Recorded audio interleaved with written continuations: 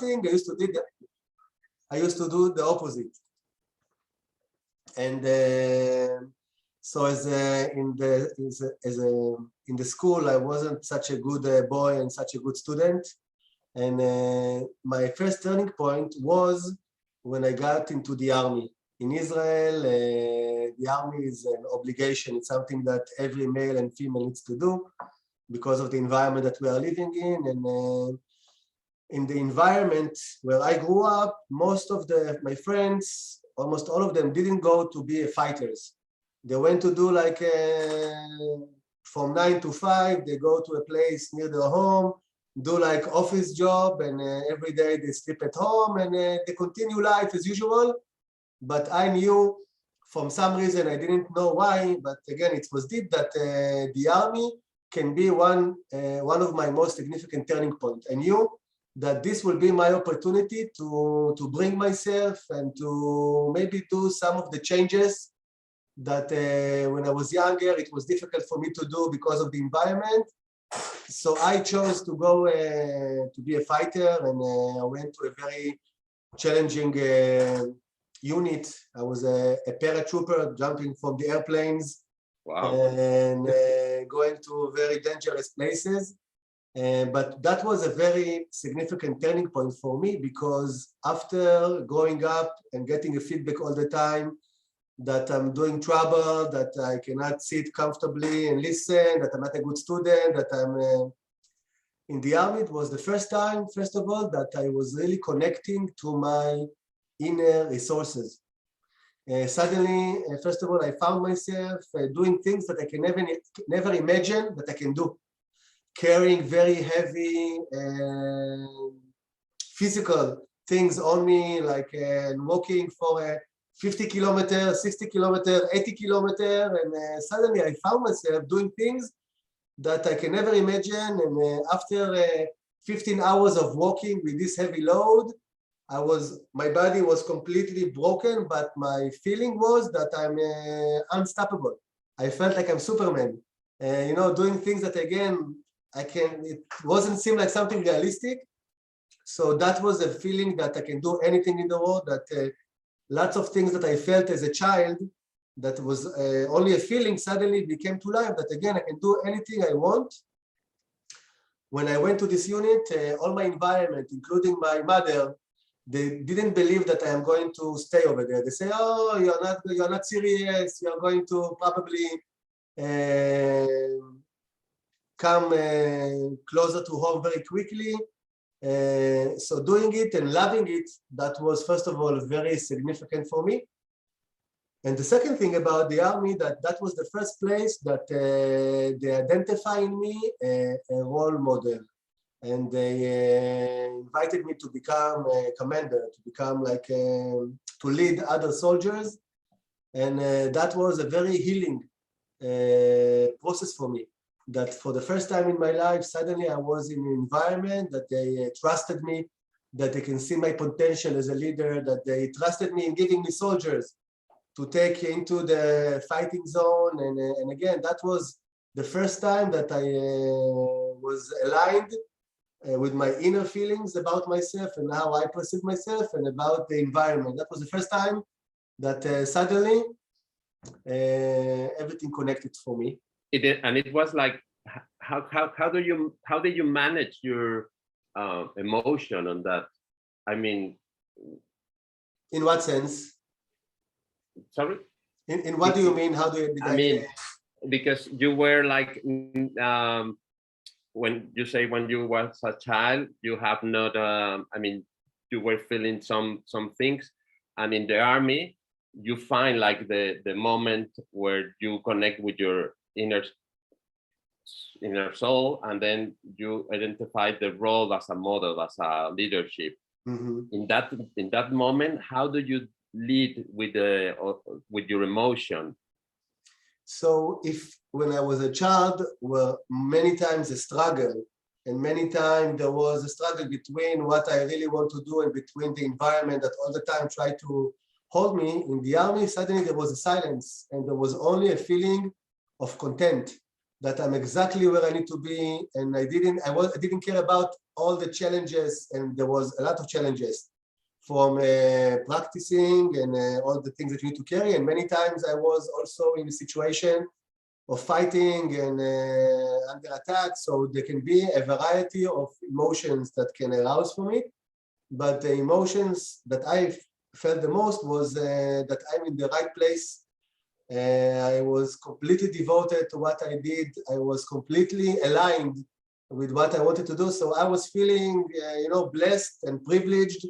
Many soldiers in the army, all the time they want to go back home. They feel sad. They miss their girlfriend. It's very difficult.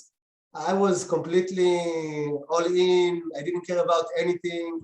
I just wanted to give all I can forward, and that was the feeling, mainly the feeling. Wow. Yeah.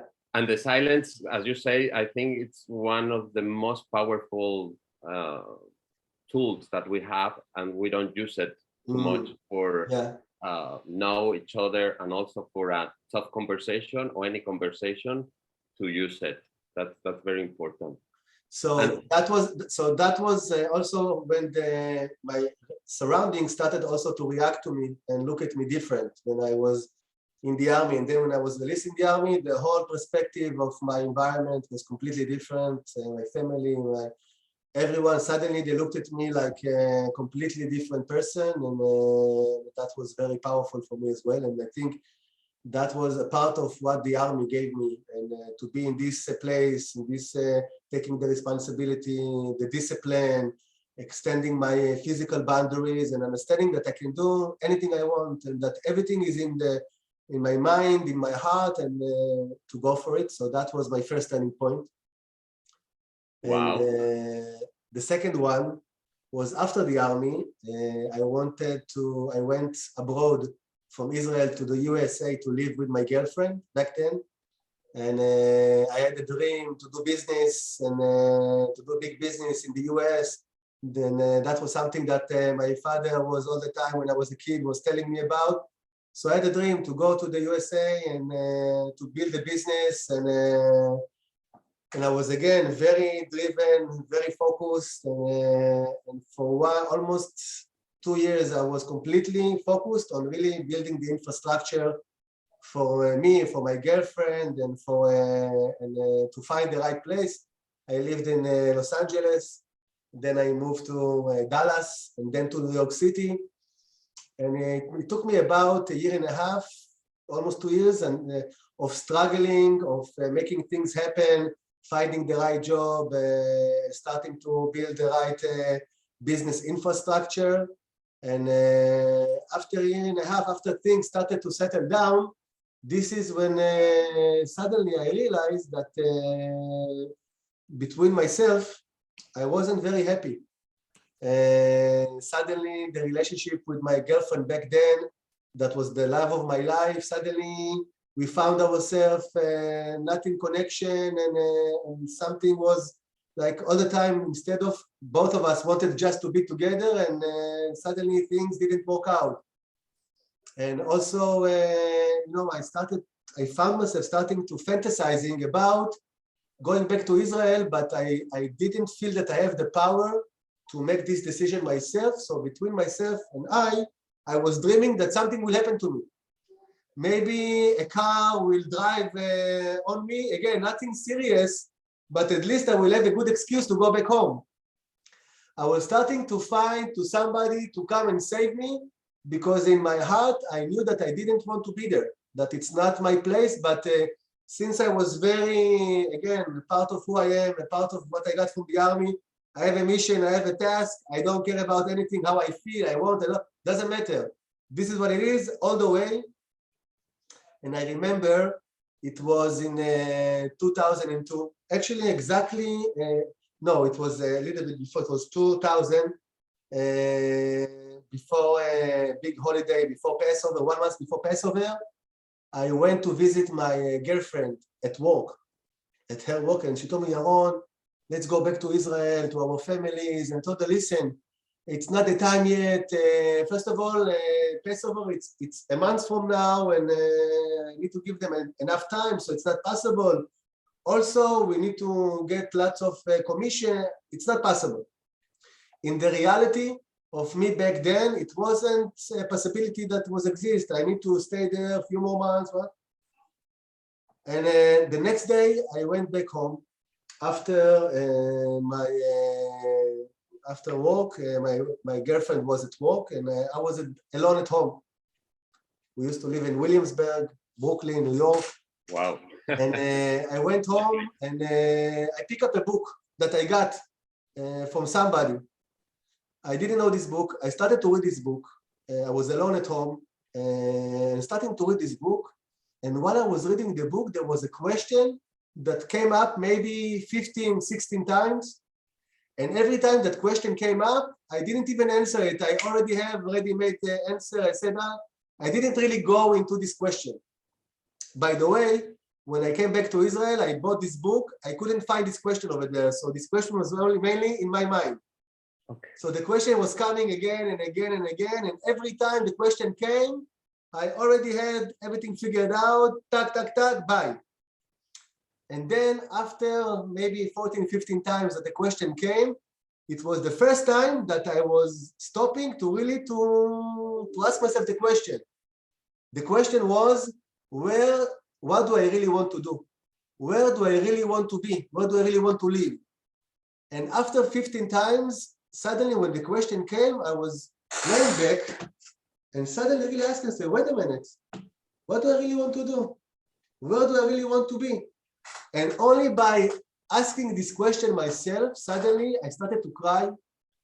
And suddenly, again, my heart from being closed after a long period of feeling that I'm not where I want to be, that I really don't, and that I don't have another choice, suddenly, only by asking this question, my heart opened. I can really physically, I felt like, like I'm a teddy bear, there is the cartoon. My heart opened and I started to cry. I was standing in the living room, again, alone with myself, crying and saying to myself, I don't know where I want to be. I don't know what I want to do. I just know one thing, here, I don't want to be anymore. And it was so powerful, it was so strong, and there was also a very significant insight that was with my whole body saying, first of all, to be here, it's not my dream. It's my father's dream, it's not mine. This is one. And two, that it's up to me. If I don't want to be here, I don't have to be here. I decide for myself. I can be tomorrow anywhere else. And this understanding that it's up to me, that I can do anything that I want was mind-blowing. I was crying. At that moment, I called to my girlfriend, crying over the phone, tell her, Shir, I cannot come pick you up today. I have amazing news. And she heard me crying. She said, Yaron, everything is okay. I said, yeah, everything is okay. Come home later. I will tell you everything about it. The next phone call was to my parents, telling them that I made a decision, that in a month from now, I'm coming back home. And they say, Yaron, they were so excited. And they were just waiting for me to say that they are coming back home. So that was my second turning point, because this insight that very easily I can live somebody else's dream, in that case, my father's dream, and I can do whatever I want. And if I don't want to be there, it's up to me. Yeah. Changed my own point of view. And from that moment on, this is where my inner journey started in a way. When I came back home, I started therapy for the first time. And this is something that led me in the end to where I am today. So that was a big turning point. Wow. Wow. How important is to listen ourselves and but I mean, it's a long journey also, that if we don't have the tools since we are child, it's very difficult. I think most of the people, they don't know what they want for life and for everything. Yes. It's a question like, wow. It's very, very interesting. And now I would like to, let's jump to the second part, and it's about dreaming from the heart to the soul. Mm-hmm. So what was your biggest dream in your life? My biggest dream in my life, in a way, I think it was points of view. It was to create points of view. This is something that was burning in my bones for a long time. Working as a coach, doing coaching for companies and for executives, and for a long time I felt the urge of very similar thing that took me to the US after the army, of my entrepreneurial side that wanted to create something. And that was something a part of my home, of my father, of my grandfather. So that was burning inside of me. And then after doing coaching for a few years, to connect this ability to initiate and to make things happen with the content of personal development. This process that I went through, that I learned to know more about myself and my inner abilities and my beliefs, and then working as a coach, doing it with other people, I wanted to combine between the two, between taking this content and combining it with the concept, with an idea, with business, to bring the two worlds. And actually, again, that was my third turning point, that it took me a lot of time to decide, to choose, to go for it all the way.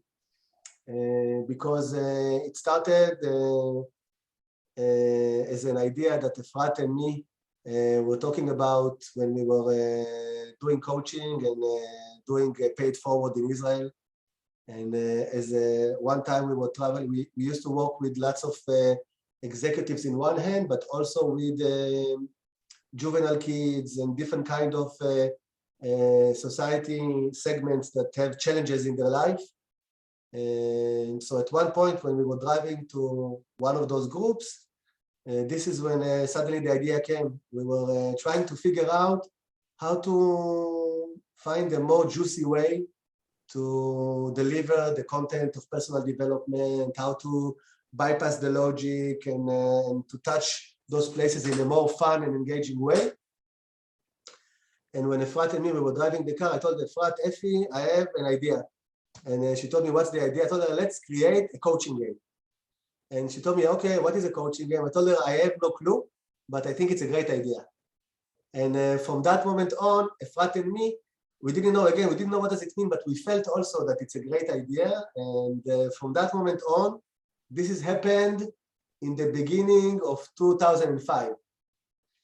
From that moment on, in every meeting that Efrat and me had when we were driving all over Israel, all the time we started to imagine and think about, okay, let's think about this coaching game, and started to grow, but it stayed only on a thought level. We didn't take it to the action level. We didn't do anything about it. But we were dreaming a lot about it. We were dreaming about developing a game that will be all over the world, and people will connect through this game, and that will open people's heart, create intimacy. I can even show you things that I wrote in 2005. I found this document, by the way, not long ago, writing all the concept of points of view from 2005, October 2005. Everything that is happening today, in a way, was a part of our dreams back then when we just started. Including what is happening now here today, that we have people here also joining us from different parts of the world.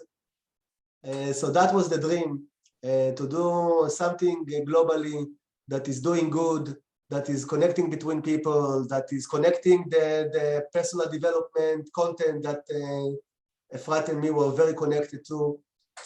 And tell me, I'm because I'm a dreamer. I'm a dreamer person, but sometimes it's hard because things it's complicated, or probably you are not alive with your feelings, and life probably gives you some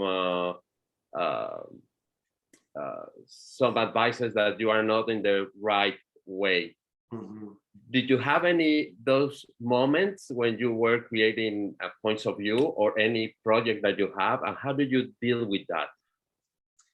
First of all, I had those feelings and thoughts when we just started, and I can tell you that I have them today, including today. I have them all the time, and You know, it's like to be willing to be in a state of mind of mania and depression. At one moment, everything is clear. I can see everything. I'm excited. I see exactly how it connects, and I feel that all universe is supporting me. In another moment, why? How am I going to make it happen? The risks that I'm taking, what will happen if it will not work out? All my life will collapse on me, financially, family, everything. So believe me, it's something that was back then. It's something that was here again, because dream for me, I'm still dreaming. I'm still in the process of going where I want to go. So it was there all the time. And many times, this is why it took also a long time for me and for Efrat to start points of view, because in the beginning it was very challenging. We didn't have money. It's very hard to go after a dream that is very fluid, that nobody can really relate to it, nobody can understand it, and nobody believes in that. So it took a lot of time, and all the time we had an excuse why to wait, what it's not the time. But at one point back then, I made a decision, because at one point again, I can explain it in different ways, but it's very similar to what happened to me in New York.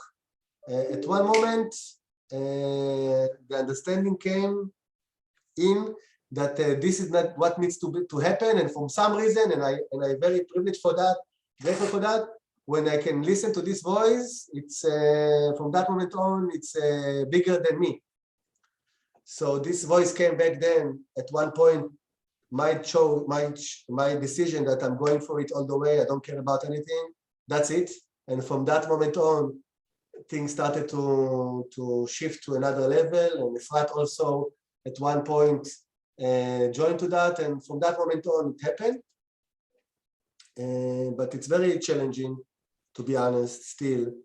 Because I'm a dreamer, there is always a gap between my dreams and the reality. It's never ending, because every time I'm accomplishing a little bit of my dream, I have another dream. So it's to be willing to all the time live in this gap, to have the patience, and I'm not a patient person, and to have the belief, and so it's an ongoing process I struggled with, and I'm still struggling with, and probably will struggle with. And there is times that it's more easy to contain, and there are times that it's very challenging, very, very challenging. Yeah.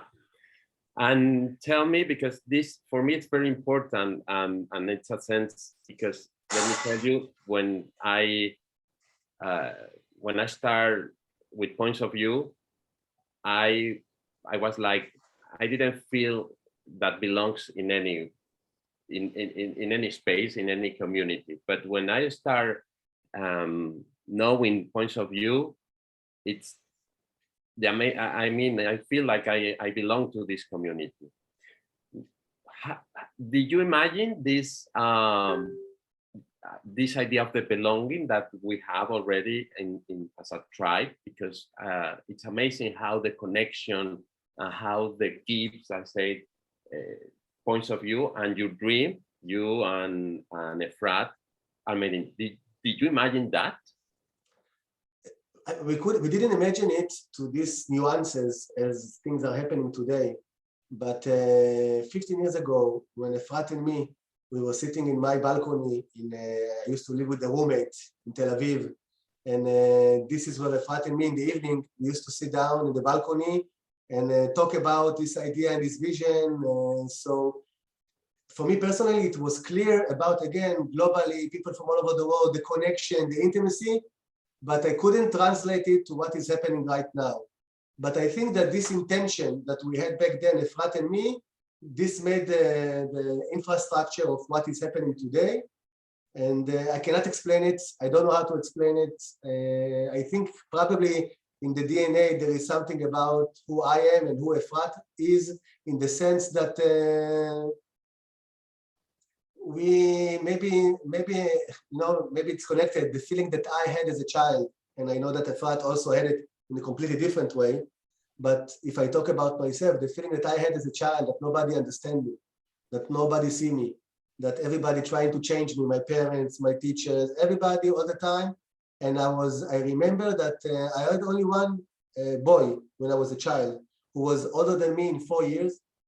He was like the big bully of he was like a juvenile kid, but and my parents all the time used to tell me also, get away from him, he's too dangerous. But he was the only one person who I felt as a kid, except me, I remember I used to have a conversation with him, and with him I felt belong.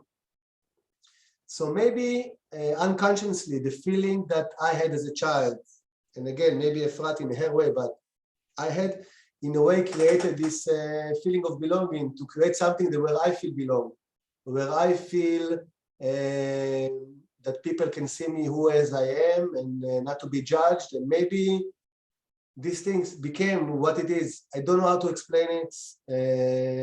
I don't know how it happened. I'm very grateful. I think this is the big added value of points of view. It's much bigger than me. It's much bigger than Efrat. It's much bigger than, it became yours as well.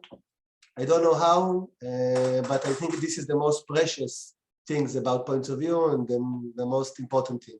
Yeah, I think it's one of the plus of this community or this business, or because I mean it's a business, but also it's this community. Yeah. But for me the turning point, it was the change of wings, that amazing conference, because that's when I start to get connection with people. But let me tell you, when I was I didn't have any when I pay for the conference, I say, oh my God, how it will be, how it will work, because 3 days on Zoom, because I have the idea that the conference of face-to-face, it's like you make connection, you have, and in that time I say, well, let's see, I'm going to trust the process and we'll see. And for me, it was amazing. That was the first encounter that you had with points of view with us? That was the first time that you came to points of view, or you no, no, before I did the L1 but all my certification was on face-to-face. No, on Zoom. On Zoom also. The first one was last March in Mexico, the L3. Otherwise was in on Zoom. So that was very special for me in Mexico, because it was the first time that I will have the experience to live face-to-face. So it's different. The face-to-face, it's especially the Turning Point program, it's a different level. It's completely different level. Yes, and so the thing is that I really, really enjoy, and that's when I start to feeling that everything is possible, that the energy can cross also the screens, because they start, and that's the magic of points of view. And I use the magic. Do you believe in magic? I believe in magic. I believe in magic, but I believe also that magic needs support, needs to be, in order for the magic to happen, one needs to be determined, committed, and help the.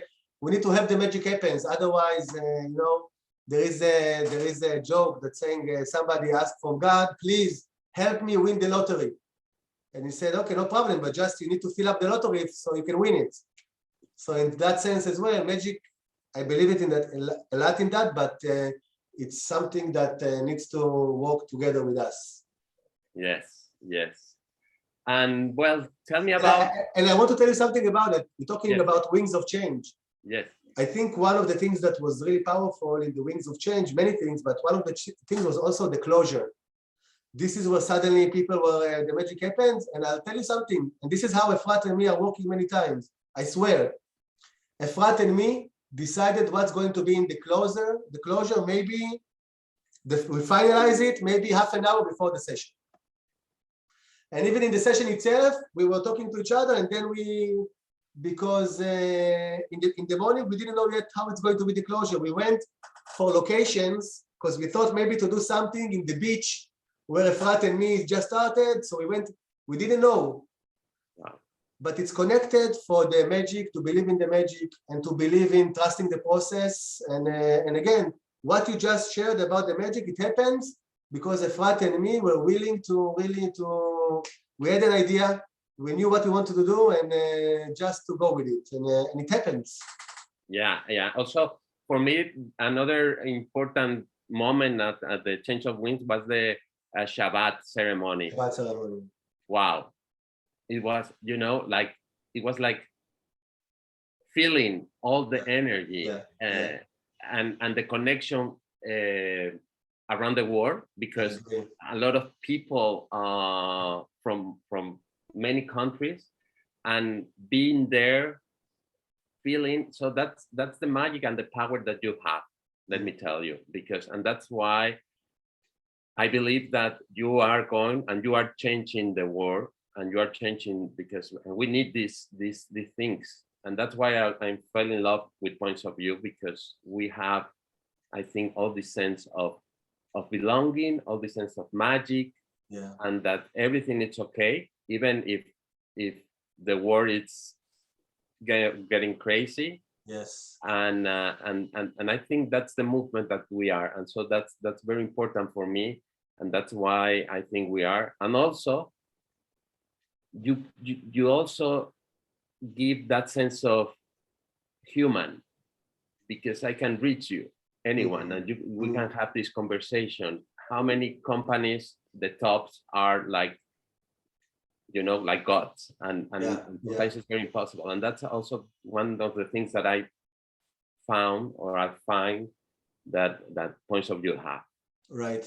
I think this is also a part of why this magic happens in our community, because there is something in our community that is in a eye level, heart level, and very similar to the DNA of Points of View. When we talk about devotion, a part of the Points of View DNA, something about the devotion, it's about taking the mask off. Right. That we are not perfect, I'm not perfect, you're not perfect. Each one of us has his own wounds and things that we are far away from being perfect, but there is something in our community that we can take off the mask, we can be who we are, and I think this is where really something, this is where the magic happens, and we create it together by allowing ourselves. Also, by the way, when you are facilitating a Points of View workshop as a facilitator, when you are not trying to acting out to be someone that is bigger than life, this is where the participants are willing to open up as well and to share, and then the magic happens. Yeah, that's amazing, and that's, I mean, and also we are creating, everybody in some points, this community, exactly, this thing. So that's amazing. Well, tell me about creativity. What do you think? What? About creativity, what? Creativity. The activity? Creativity, the creativity. Creativity. What do you think? Are you a creative person? Yes, you are. But when we started Points of View, I didn't, or before in the beginning, or I didn't perceive myself as a creative person. I had a completely different perception about creativity. And I remember, and again, it's more or less the same time when I told you Efrat and me were sitting in my apartment in Tel Aviv. I remember the moment when I suddenly understood what is creativity for me and what is the thing that I am good about creativity. I remember that and this is my creativity, I think, it's to take what exists and to connect it in a different way. My creativity comes to life with the ability to see what is already exists and to integrate it in a different way. And it's not maybe the regular creativity right now of drawing and things like that, or being colorful. I do have it, but I don't think it's in that sense. My creativity, again, it's to look at something and to see how it can be done in a completely different way, with different connections. And I remember when the development process, suddenly I realized it. And I shared it with Efrat back then, and it was a very significant moment for me of discovery, how creative I am, and what is my kind of creativity. Yeah. And also today, one of the things that I love when people ask me, how can I do this with this thing? it comes to me in a moment. I know exactly how it happens. I don't know how to explain, but this is my forte.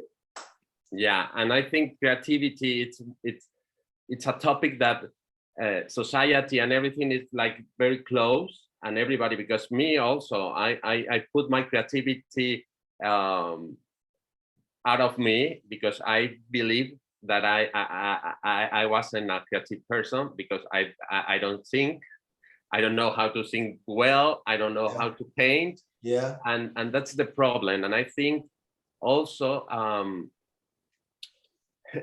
one of the things that I love points of view is because you use a lot of things for me that is creativity, music, photo, reading, expression, a lot of things, and that's start also doing my process to become a creative person. I agree. In another way. So that's amazing. This is for me also one of the things that I like the most is when I have to deliver a workshop. Again, it happens less today, but still, let's say I have a work, it's to build it, to think, to really vision how I see many of the online sessions that I'm doing, especially the one that I did a few months ago. It started with an idea, and then to build it, to think about, this is the thing that I love the most.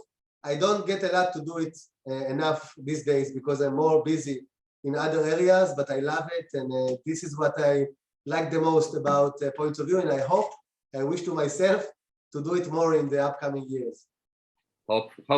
We hope, yes, to see more Yaron creativity there. Yes. Okay, Yaron, well, anything you want to add from this part? No, I don't have anything in particular. Okay, so we're going to jump to the last part, and this is some questions that I'm going to ask you, and you can answer there are not very difficult questions, but just be yourself and the first thing that comes to your mind. So are you ready? Yes. Okay, perfect. So fill in the blank. Connection with soul is? The most important thing, the basic, critical. Wow. Yeah. Vulnerability is? Vulnerability is creating belonging, creating a feeling of togetherness, is giving me the feeling that I'm not alone. Great. Wow. When you, in a confident moment, when you have trust, how it takes for you the trust, the confidence? Contentment. Again, usually when I have the trust, it's a feeling that I have everything that I've got. I don't need anything. I have all the resources. I have all the things, and I just feel privileged that I have everything. That everything is standing for me. Okay, great. Tell me your favorite movie. My favorite movie, I have a few of them. First of all, Redemption, how you call it? Redemption? Right? Yeah. Redemption, the movie with the jail that they are, you know what I mean? You know which movie? I will tell you in a moment. Yes. I don't remember. I will look. But my favorite movie, this is one. I will check it in a moment. I will tell you. Yeah, Shawshank Redemption. Exactly. Okay. And I love this movie. It's a beautiful one. I really recommend. Pay it forward, obviously. And in general, I love movies. I can see movies. It's part of my favorite thing to do. And what about Pay It Forward? What is the most significant thing that you? I mean, I know because it's one of the part of points of view. But what was when you saw it the first time? What was the impact? Still, I have this specific thing that I'm still when I see it. Oh, we have another guest. Yes. The thing that I love the most, the thing that I'm still having a goosebump when I look at, still today, by the way, in Pay It Forward, is the moment when each student needs to present their project in front of the classroom about how they are going to change the world. And this small kid with so much simplicity and humbleness just stand up instead of in front of the classroom and do a circle behind his back saying, this is me, and I'm going to do 3 good things to 3 different people. And the way that he talks about it and do this math, every time I look at it, it gives me a goosebump, and it's make me cry, and it's so simple, it's so powerful, and it's amazing. I love it, and I wish again, and this is something that Frat and me have in mind for a long time. We will find a way also to make Pay It Forward a much more significant part of points of view by definition, not as a concept, but really as a maybe volunteering project, as a non-profit. I don't know, but Pay It Forward, it's very meaningful for us. It's a very, very meaningful, yeah. And it's also practice about this value. This is a core value for me. Okay, what is your favorite food? Meal? My favorite meal is Israeli food, tahini, falafel, hummus. First of all, I love food. I love food. I can eat all the time. This is the part of enjoying life. Me too. I love it. I love it. And by the way, I didn't eat lunch yet. Once I'm going to finish to have our conversation, I'm running. Me too. On my motorcycle, I'm going to eat my lunch, and I can hear the juices in my mouth. So Israeli food, tahini. If you know what's tahini sauce, it's made out of sesame. I can eat it every day. When I'm traveling abroad, after a few days, I'm fantasizing about going back to Israel and eating tahini sauce. This is my most lovable food. Wow. Yeah. Tell me what is in your bedside table.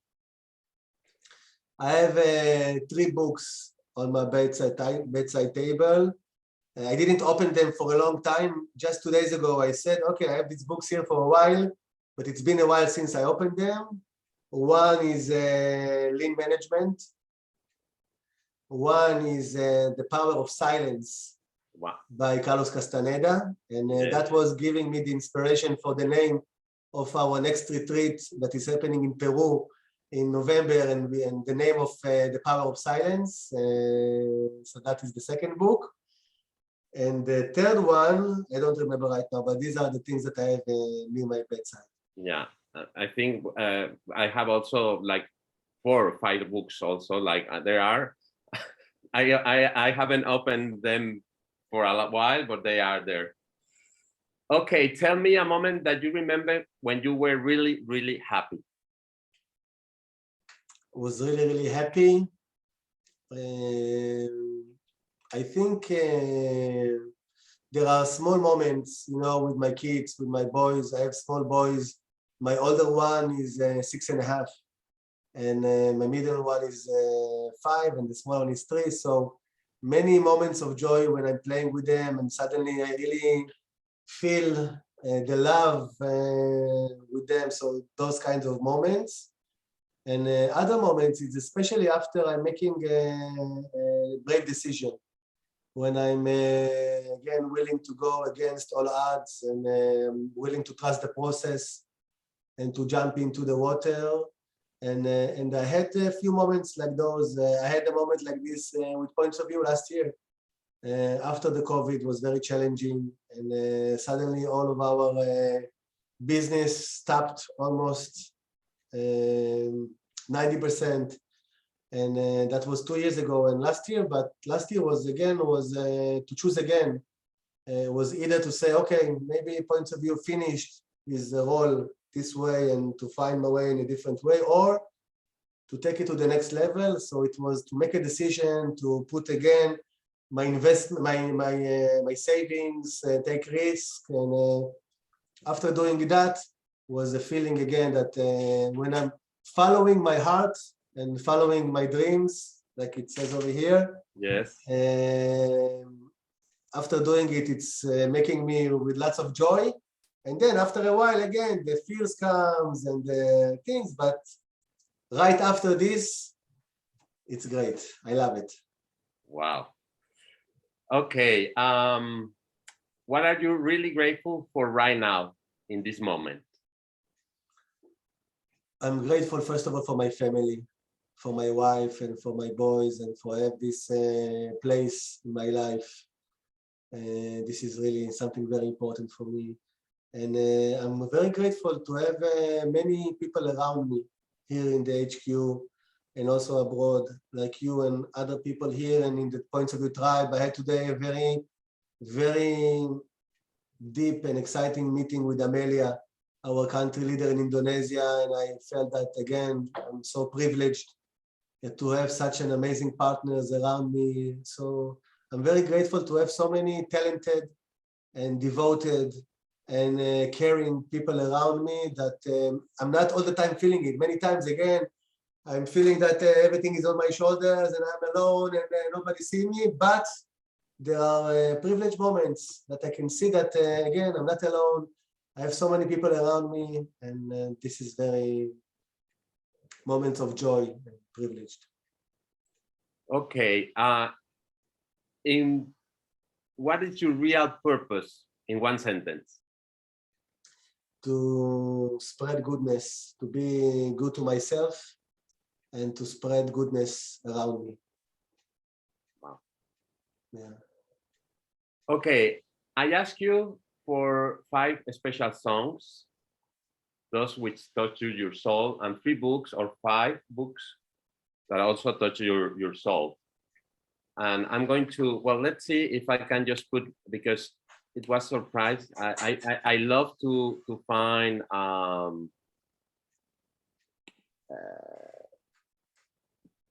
new music, and you give me that gift. Well, it hurts. Okay, this is very recommended music. Yes. This is the Long Night, the Eddie Vedder. Yeah. This is just to tell you that I was in a retreat in the desert, and a silence retreat as a participant. And when we were meditating, the facilitator put this song, and it was touching my soul, the lyrics, and we were in silence. So I couldn't ask anything. I just remember 2 things: falling, or I'm falling. I finished this retreat. I went back home, and I'm a master of finding things over the internet. And I was starting to search falling. I am falling for 4 hours. I couldn't find it, and I was obsessive, and I cannot find it. And after 4 hours of looking for it, I said, okay, fuck it. And again, I lay back and I put a movie on the TV called Into the Wild. Yes. And when I started the movie, suddenly the song was there. And I was again in my living room, telling to my God again, how come? And this is how I got the song. You know, something happens to me the same. When I found some music and I start looking for, and now I ask to the universe that please send me that music when you want. Yeah. So the second one is, I don't know the pronunciation, Ani Beta. Ani Ve'ata. Me and you. For those of you who are being in Turning Point program, this is when we are doing the closing ceremony. We circle. We have 2 songs. The first one is this one, and the second one is Imagine. Yes. Oh, yes. Okay, the third one is You Can Relax. Yeah. You can relax now. Yeah.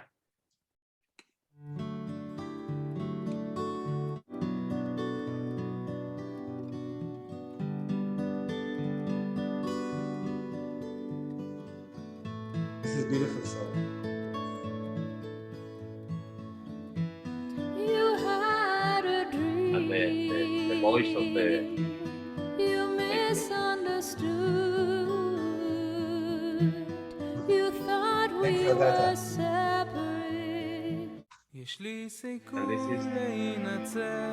and this is יש לי סיכוי, it means I have a chance. I have a chance to survive, to wake up, to open my heart, I see. Well, the video that you on YouTube, and it's amazing. I mean, I love it. With the song, I sent you on purpose the lyrics, videos lyrics, with the yeah. lyrics in Hebrew. Yeah, yeah. And the last one is Because the Beatles. Yes. Okay, I'm going to leave that one.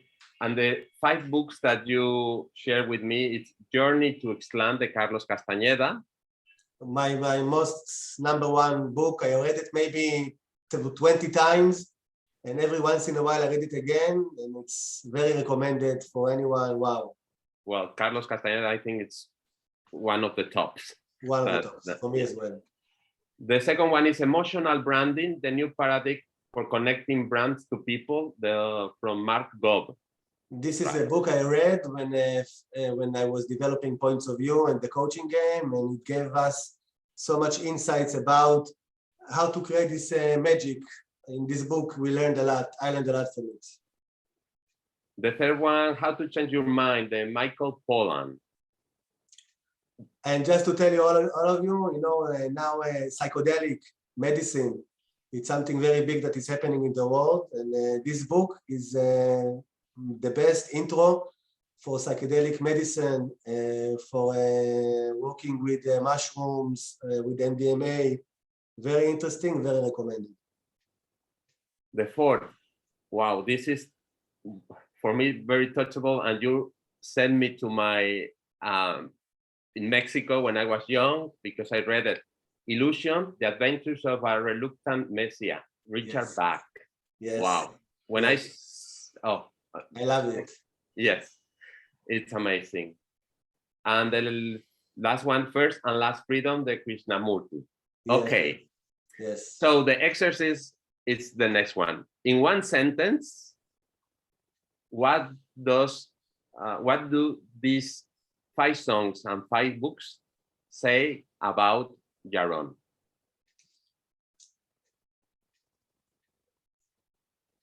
It says that I have lots of parts and lots of depths and combination of deep and shallow, of sophisticated and simple, of mania, depressia, of anything, all in all, diversity, fullness. Wow, wow, wow. Well, and just the last question, what is your favorite tool from points of view? For me, the coaching game, I love the most. I love the most. What to do? This is my first baby. And my first baby girl also. I have 3 baby boys, but the coaching game in points of view, it's the baby girl. And for me, I love this. I'm most connected to it. To every nuance came from my guts. Wow. Yeah. Wow. Yeah. Okay, Yaron, well, the time is over because I don't want you to spend more time, 1 hour and 2 minutes. So thank you very much. It was really amazing for me knowing you as you are. And I hope you enjoy it. And thanks for this opportunity. And well, in the second, if you want, I'm going to invite you for the next season and to see where you are. Whenever you will invite me, I'm coming. Okay, thank you. Thank you again, Kiki. Thank you for you. I want to say, because it's not only you, there are a few of you are here as well. There is something about you that I really appreciate, what you bring. In a way, it's the new spirit of points of view also. So thank you very much for your thoughts, your initiatives. I know that you are bringing some ideas also with Orly, with the tribe. So thank you for that. And I wish to have more and more this kind of energy. Thank you for what you bring. Thank you. And thank you, everybody who is there on the screen. Thank you. And I'm really happy to see you. And well, we continue because this tribe, it's a movement, and we are on this magic sense of belonging. So thank you. And Thank you very much. See you soon. Look forward to see you soon. Thank you. Thank you, everyone. Lots of love from Israel. Big hug. Thank you. Thank you so much, Yaron and Kike. Thank you. Thank you, Agatha, Chelsea, Gabi, Bon. Silvia. Thank you. Thank Thank you. you. Bye, Bye Yaron. bye. Bye, Ush. Bye.